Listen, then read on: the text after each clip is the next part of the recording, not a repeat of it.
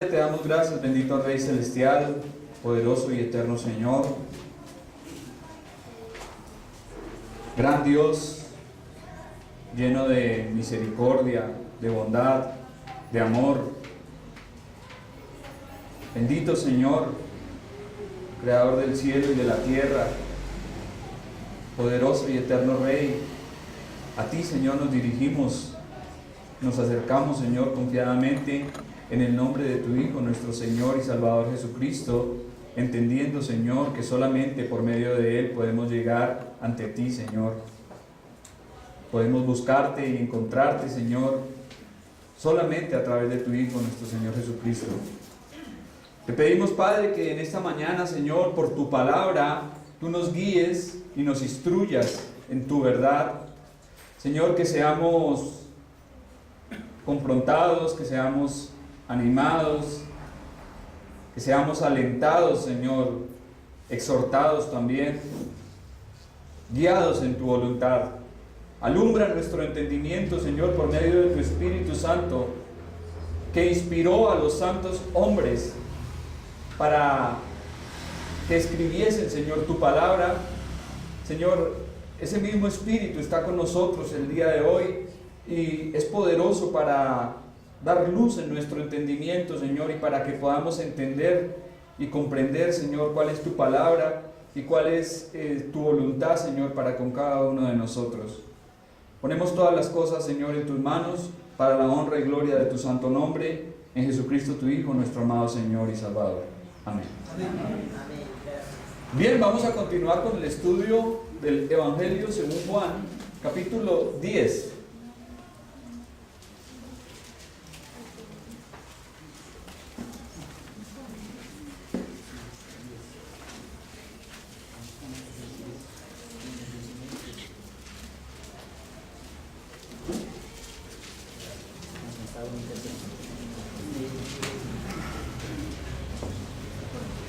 ¿Ya lo tenemos? Amén.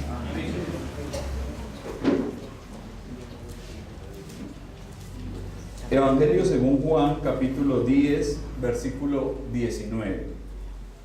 Volvió a haber disensión entre los judíos por estas palabras. Muchos de ellos decían: demonio tiene y está fuera de sí. ¿Por qué le oís? Decían otros: estas palabras no son de endemoniado. ¿Puede acaso el demonio abrir los ojos de los ciegos? Celebrábase en Jerusalén la fiesta de la dedicación. Era invierno y Jesús andaba en el templo por el pórtico de Salomón. Amén.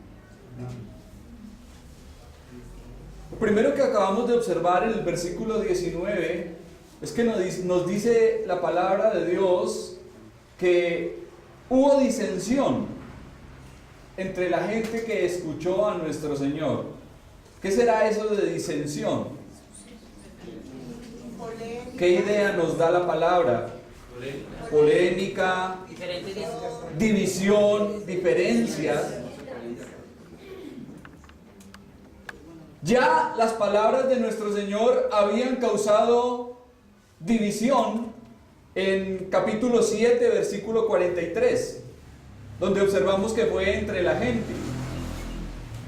En capítulo 9, versículo 16, también hubo una disensión entre los fariseos. Y aquí se menciona a los judíos. Generalmente esa palabra judíos ya la hemos estudiado, y en el Evangelio de Juan se utiliza para referirse a los enemigos de nuestro Señor Jesucristo. Después de haber escuchado a Cristo decir que tiene el poder para poner su vida y para volverla a tomar, recuerdan que lo veíamos el domingo anterior, nuestro Señor dijo: a mí nadie me quita la vida, yo tengo el poder para ponerla y tengo el poder para volverla a tomar. Este mandamiento recibí del Padre. Y después de haberse proclamado a sí mismo como el buen pastor, era de esperarse que los orgullosos religiosos judíos se sintieran incómodos e insatisfechos por las palabras de nuestro Señor Jesucristo. Isaías y Simeón habían profetizado que nuestro Señor sería motivo de división, tropezadero para algunos y causa de la caída de muchos en Israel. Y aunque hubo disensiones por las palabras de nuestro Señor Jesucristo, esto no demuestra que Él no fuese el Mesías. ¿Qué ocurre cuando la luz llega a algún lugar?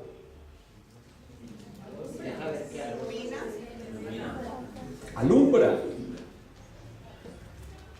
Y aquí estaba Jesucristo, la luz del mundo, brillando en toda su gloria y en toda su magnitud, y estaba evidenciando las tinieblas que habían en muchos de sus oyentes. Por eso más adelante el Señor Jesucristo les dirá: ustedes no conocen, ustedes no entienden lo que les estoy diciendo, no pueden aceptarlo, mi mensaje no haya cabida en ustedes porque no son mis ovejas. ¿Recuerdan que a sus ovejas el Señor dice que se caracterizarían por qué? Por oír su voz.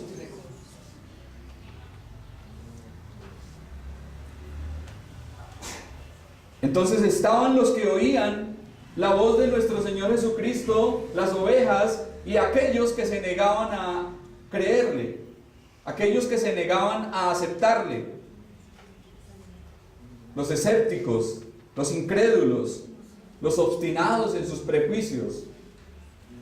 Los que escucharon a nuestro Señor en aquella época se enfrentaron al mismo dilema que sigue presentándose a todos desde ese entonces.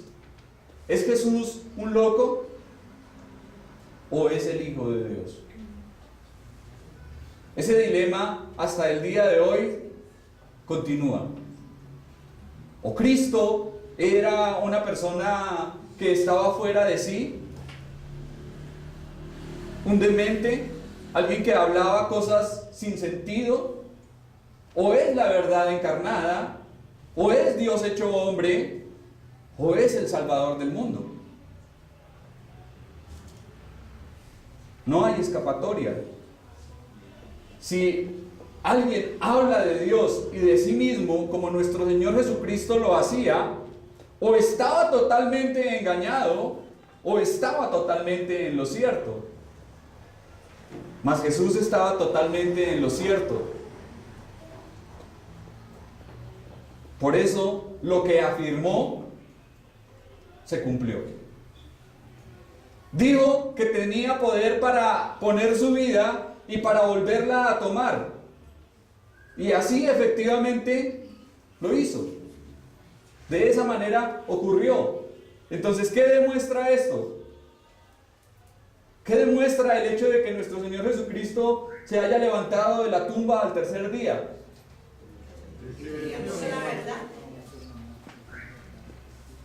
Que estaba en lo cierto, que siempre habló la verdad. Las divisiones entre los oyentes del Evangelio hoy mismo continúan. Para muchos el Evangelio es olor de vida, mientras para otros es olor de muerte. En algunos engendra amor, pero en otros rechazo y odio. La llegada de Cristo en algunos hogares y corazones causa discordia, desunión, fraccionamiento. ¿Ha sentido usted el rechazo por estar en Cristo? ¿De quiénes? La misma familia, los más cercanos. Muchas familias se separan en lugar de unirse. Y entonces diríamos, bueno, pero el Señor Jesucristo, ¿acaso no dijo que Él vendría a traer la paz?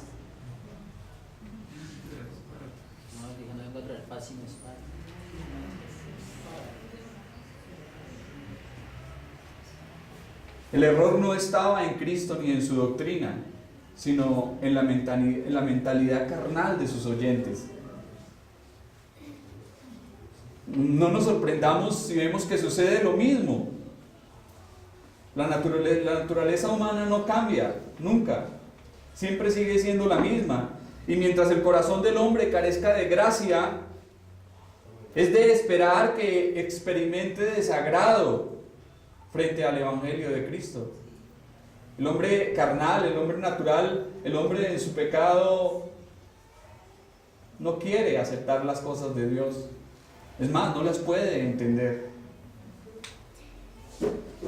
Así como no se puede mezclar el agua con el aceite, ¿se han dado cuenta cómo se repelen? A mí me gusta calentar el aceite y regarlo a veces en agua y eso brinca lo más de chévere. Me gusta ver esa reacción.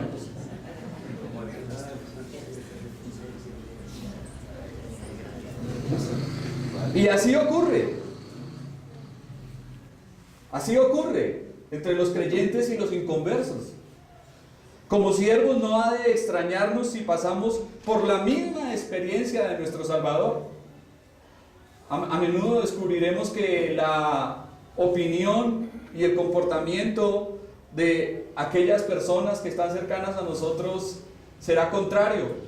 Muchas veces nos tildan de locos, de necios, por causa de nuestra cristiandad. La familia dice, ay no, ahora sí, mejor dicho, ya quién se lo aguanta. No lo volvamos a invitar. A toda hora no hace sino hablar de Dios, a toda hora no hace sino que la Biblia, que no sé qué. Ay no, qué mamera ya hablar con mejor dejémoslo quieto. Seguramente debamos soportar el insulto, el escarnio y la persecución mezquina por parte de los hijos de este mundo. Pero nada de esto debe apartarnos, nada de esto debe perturbarnos. Y somos dichosos si sufrimos de las aflicciones de Cristo.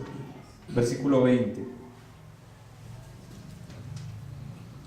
Muchos de ellos decían, demonio tiene y está fuera de sí. ¿Por qué le oís? Esta clase de comentarios blasfemos podemos imaginarla de labios de muchos oyentes inconversos. Dice el apóstol Pablo que el hombre natural no percibe las cosas que son del Espíritu de Dios, porque para él son ¿qué? Locura, y no las puede entender porque se han de discernir espiritualmente. ¿Cómo iban a entender que un humilde Galileo se llamara a sí mismo el buen pastor? O que hablara de poner su vida y volverla a tomar. Para ellos se trataba de un demente, de alguien que había perdido la razón, un perturbado o loco. Con anterioridad ya los hombres habían hecho a nuestro Señor esta misma acusación, diciendo que se trataba de un enfermo mental. ¿Pero eran realmente las palabras de nuestro Señor Jesucristo las de un enfermo mental? Para nada. La única esperanza de cordura para un mundo desquiciado. La única voz que habló con verdad en medio de todos los engaños humanos.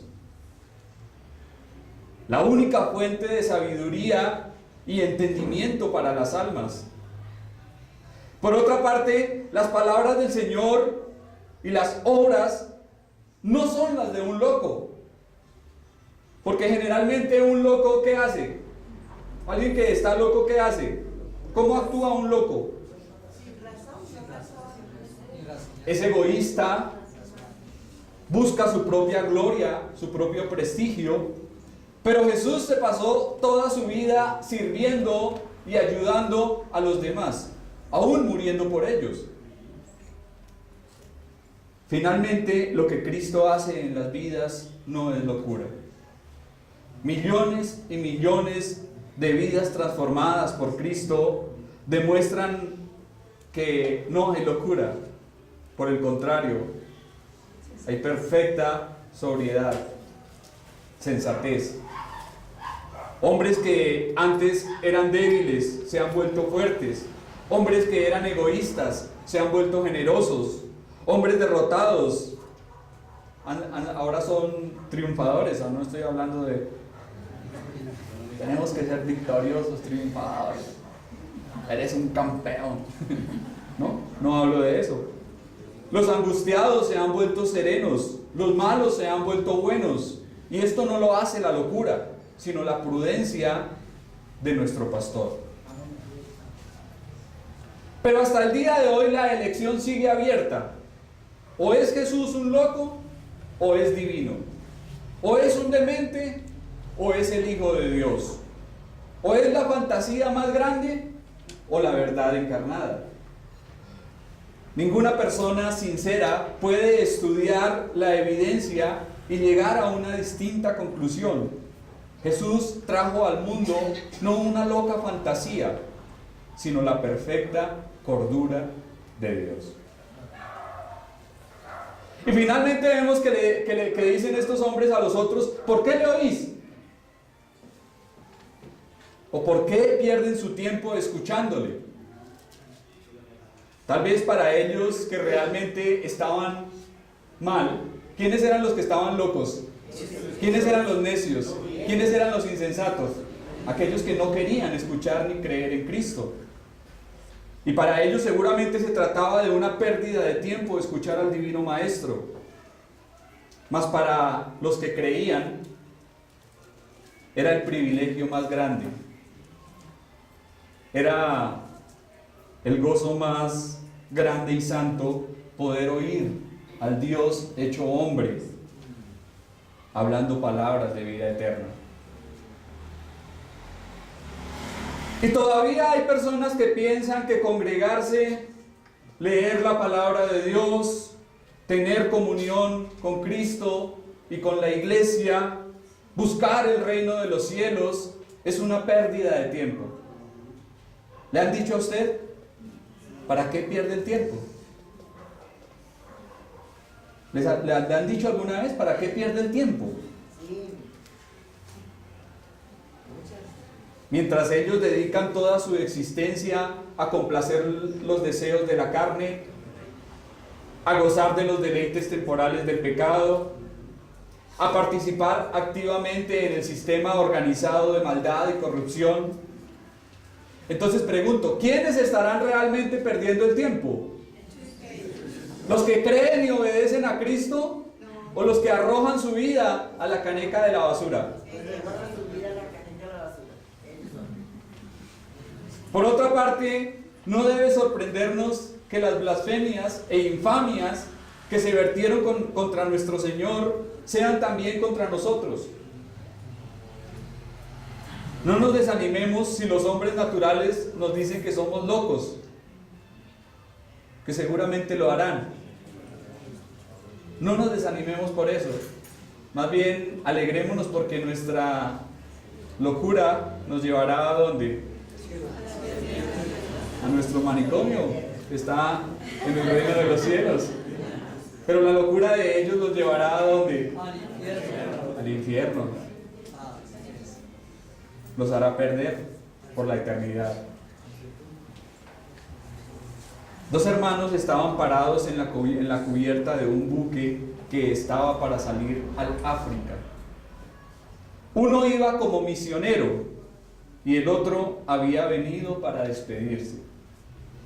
Pero desaprobó profundamente la resolución de su hermano. Santiago es un tonto, dijo a su amigo. Él está echando a perder su vida por causa de unos negros en el África. Morirá en 6 meses.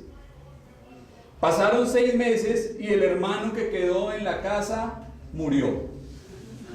Mientras Santiago continuaba predicando el evangelio a los africanos y centenares de ellos estaban creyendo en Jesucristo.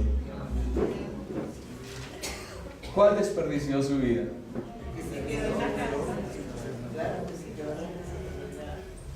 Versículo 21. Decían otros: estas palabras no son de endemoniado. ¿Puede acaso el demonio abrir los ojos de los ciegos? Si Jesús solo hubiese sido un hombre, sus declaraciones de ser Dios habían probado su locura. Pero sus milagros demostraron que sus palabras son ciertas. Aquí había algunos que se encontraban del lado de nuestro Señor y estaban dispuestos a creerle. Estos estaban defendiendo al Señor, estaban diciendo: no, de ninguna manera. Este hombre no es un endemoniado, no es un loco. Este hombre está hablando y ni Satanás ni ninguno de sus demonios glorifica a Dios. ¿Será que Satanás va a hacer algo para la gloria de Dios? De ninguna forma. El lenguaje solemne, lleno de amor y para la gloria de Dios, era todo lo opuesto y todo lo contrario a lo que se esperaba de un endemoniado. Con respecto a sus obras, argumentan que por poderoso que fuese un demonio, no podía obrar un milagro como el de abrir los ojos a un ciego. Ahora, es interesante que los judíos siempre consideraban que dar la vista a los ciegos serían señales obradas por el Mesías. Isaías había dicho: decid a los de corazón apocado, esforzados, no temáis.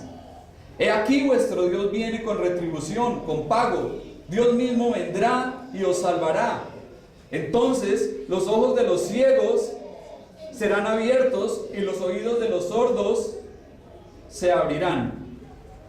Y frente a ellos estaba Dios mismo. Dios mismo, obrando estas señales y estos milagros. Y mientras muchos de ellos en su ceguera se negaban a aceptarle, había otros que estaban creyendo.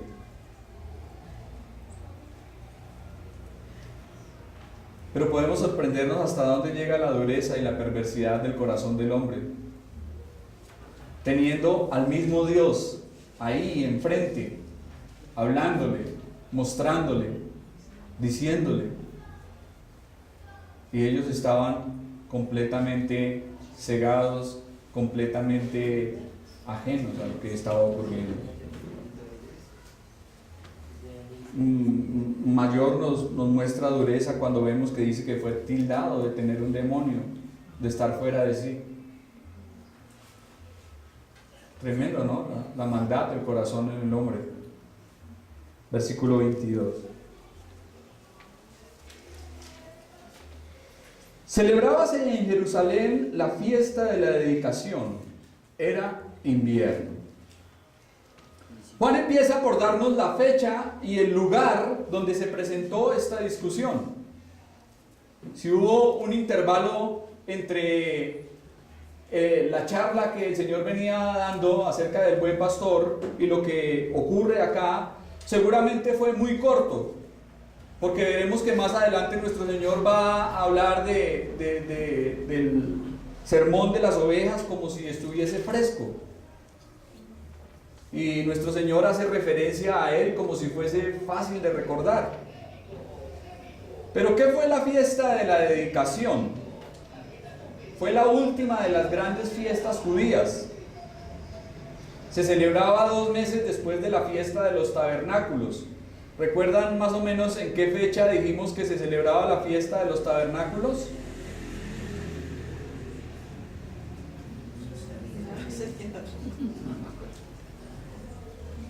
Vimos que más o menos entre octubre, a finalizar octubre. Entonces, si fuera 2 meses después, sería ¿para qué fecha más o menos?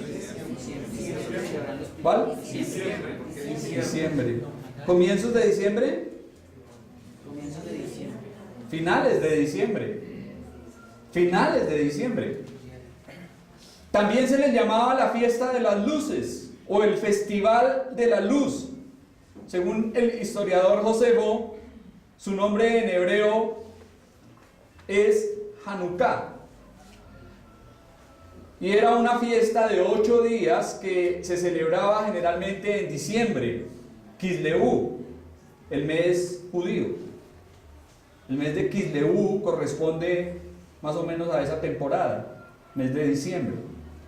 Y conmemoraba la purificación, rededicación y reapertura del templo en Jerusalén, después que Judas Macabeo obtuvo la victoria militar en el año del 165 a.C. En el año 168 a.C., un rey sirio llamado Antíoco Epífanes convirtió el templo de Jerusalén en un santuario pagano. Profanó aquel sagrado lugar, sus atrios y sus cámaras se convirtieron en prostíbulos, y no contento con haber hecho esto, dice que sacrificó sobre el altar. ¿Qué hizo Antíoco Epífanes? ¿Qué animal sacrificó? ¿Qué animal le sacrificaba a los dioses paganos, a los dioses griegos? Cerdos. Dedicó un altar a Zeus olímpico. Y fue entonces cuando Judas Macabeo y sus hermanos emprendieron su épica lucha por la libertad. En el año 164 se ganó la guerra definitivamente, y ese mismo año se limpió y purificó el templo. Se reconstruyó el altar y también se volvieron a traer los objetos para el culto, después de 3 años de contaminación. Y por esta razón a esta fiesta se le llama la dedicación del altar y memorial de la purificación del templo. Aún, como ya lo dijimos, tenía otro nombre, que era el Festival de las Luces. ¿Y por qué el Festival de las Luces? Porque en esta fecha lo que acostumbraban o acostumbran a hacer aún hoy en día algunos judíos es poner luces. Algo parecido a lo que hace la gente en el último mes del año, en nuestra cultura. Poner luces en las casas, en las ventanas, en las afueras, iluminarlo todo. Pero durante ese festival, el resentimiento judío contra la opresión romana subía de manera especial. Su anhelo por el Mesías era más agudo que de costumbre. Entonces era una época especial en que se intensificaba el deseo de que el Mesías apareciera en Israel para librarlos de la esclavitud y del yugo del Imperio Romano. Y termina el pasaje diciendo que era, ¿qué? Invierno, dando a entender algo de inclemencia por el tiempo, y a fin de explicar por qué nuestro Señor andaba por el pórtico de Salomón buscando algo de abrigo y resguardo.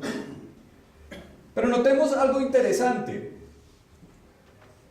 Pude extraer de aquí una aplicación para nosotros.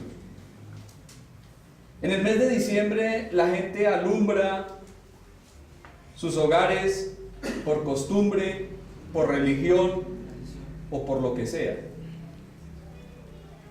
Pude ver algunos que decían ser cristianos el 7 de diciembre prendiendo las velitas de la Virgen.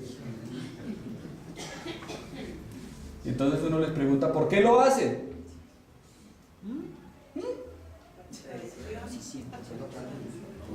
¿Por qué lo hacen? No sabemos por qué lo hacemos, pero lo hacemos. Según el mundo, se celebra la Navidad o el nacimiento de nuestro Señor Jesucristo. Pero observamos en este pasaje, según la Biblia, que en Israel, en el mes de diciembre, ¿hay qué? ¿En qué temporada están en Israel en el mes de diciembre? En invierno. Por lo cual concluimos que nuestro Señor no nació en diciembre. Porque cuando nuestro Señor Jesucristo nació, ¿dónde estaban los pastores con sus rebaños? En las afueras, en el campo. Y en invierno los pastores no están con los rebaños afuera en el campo. Entonces por eso llegamos a la simple y sencilla conclusión de que nuestro Señor no nació en diciembre. Es decir, cuando el Señor nació cuando no era invierno. Entonces, ¿de dónde vino la fecha del supuesto nacimiento de nuestro Señor el 24 de diciembre? Festividades paganas. En vez de ser este el nacimiento de nuestro Salvador, era el día en que los paganos por muchos siglos celebraron el nacimiento de su dios solar. Fue cuando el cristianismo se amalgamó con el paganismo y en el siglo V la Iglesia Católico Romana ordenó que el nacimiento de nuestro Señor fuese observado en esa fecha, el mismo día de la antigua fiesta romana del solsticio de invierno. Y esa era la época más vil, inmoral y degenerada que tanto desprestigió a Roma. Esa fue la época de libertinaje, borrachera, cuando todas las restricciones de la ley se hacían a un lado. Parecido a lo que vemos todos los años durante el último mes. ¿Cuándo es cuando la gente más come, más se embriaga, más le da rienda suelta a la carne y a todo lo mundano? En diciembre. Por eso, mis hermanos, debemos ser cuidadosos, porque todos hagan o aprueben algo no quiere decir que esté bien a los ojos de Dios, ni que Él también lo apruebe. La iglesia del Señor debe ser ¿cómo? ¿Cómo debe ser la iglesia? Lo estudiábamos en nuestro curso de membresía. ¿Cómo debe ser la iglesia? Santa, apartada, separada, consagrada verdaderamente a Él. ¿Será que Cristo quiere a una iglesia cristiana de nombre, pero con sus prácticas paganas? ¿Estará el Señor contento de tener a una iglesia cristiana, entre comillas, pero que está dada al paganismo? De ninguna manera. Ahora, notemos que el Hanukkah era una fiesta instituida por los hombres, el pueblo judío. Fue una fiesta instituida por los hombres, mas no fue una fiesta establecida por Dios. No hacía parte de las fiestas de Jehová. ¿Cuáles fueron las fiestas que Jehová estableció? Las instituidas, establecidas por Él. La Pascua, tabernáculos, panes sin levadura, Pentecostés, fueron fiestas establecidas por Dios. Pero Hanukkah no fue una fiesta establecida por Dios, sino por los hombres. Entonces, aprendamos a diferenciar entre lo que Dios desea para Él, de nosotros, y lo que no. Versículo 23. Y Jesús andaba en el templo por el pórtico de Salomón. El ministerio público de nuestro Señor estaba casi terminando. Un día estaba andando, como dice otra versión, se paseaba por el templo, por el lugar conocido como el pórtico de Salomón. Según el historiador Josefo, ese lugar, esa parte, ese pórtico de Salomón sobrevivió después de la destrucción de Babilonia e hizo parte de lo que fue el templo original, el primer templo. Y se trataba de un área cubierta adyacente al templo de Herodes, un lugar muy habitual de encuentro entre los judíos, especialmente en las fiestas. Los maestros solían pronunciarse allí y era sitio de debates religiosos, este pórtico de Salomón. Parece ser que era como una galería. Habían unas columnas impresionantes y el lugar estaba cubierto. Unas columnas de 12 metros de altura. Era como un corredor con gigantescas columnas de 12 metros de altura y cubierto el lugar. Y la gente acudía allí para orar o meditar. Y los rabinos solían pasear por allí hablando con sus alumnos, explicando las doctrinas de la religión. El Señor también iba andando por allí porque hacía un tiempo invernal, como ya lo vimos. Pero aquel que es la gloria de Israel caminaba entre la gente por aquel corredor del templo. Y allí estaba como cualquier hombre. El excelso Hijo de Dios estaba allí como un hombre más. Lejos estaban los judíos en comprender y aceptar que entre ellos andaba el mismo Señor del templo. La gloria que en otro tiempo había llenado esa casa. El mismo creador y sustentador del universo. Como diríamos coloquialmente, allí estaba ¿quién? El dueño del aviso. En persona. Para quien ese lugar fue levantado y quien merecía la adoración y toda la honra.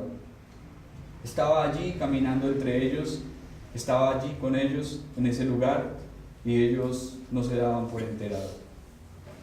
Cierta ocasión, cuando trabajaba en una empresa, el gerente tenía la costumbre de andar por ahí, pero no era el dueño, era nomás el gerente general. Y el hombre andaba por ahí, por los pasillos de la empresa, y a veces iba por ahí dando vueltas. Y eso, cuando los empleados lo veían venir, eso ahí mismo se ponían a la tarea y ¡viene el cucho! ¡Viene el cucho! Pasaba uno gritando delante y todos detrás de eso, como estilo colegio.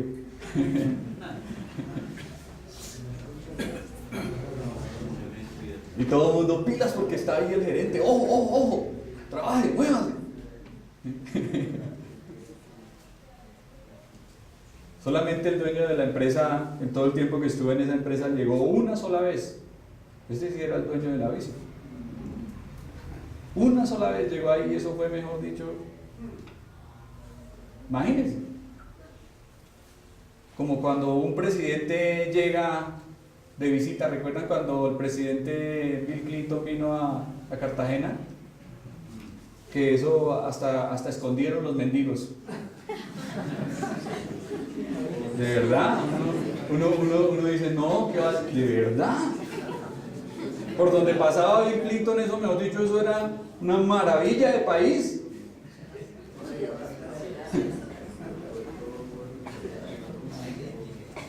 Cualquier cosa fea, cualquier cosa mala la quitaban porque iba a venir el presidente de los Estados Unidos. Pero aquí estaban estos judíos con el mismo Señor del cielo y de la tierra, caminando entre ellos, y ellos ni por entendido se daban, ni cuenta se habían dado que era el Señor del templo, para quien ese lugar se levantó, y que era quien merecía toda la gloria, toda la honra y toda la alabanza. Estaba allí entre ellos, pero ellos estaban obstinados en su incredulidad. Bien, mis hermanos, oremos y le damos gracias al Señor.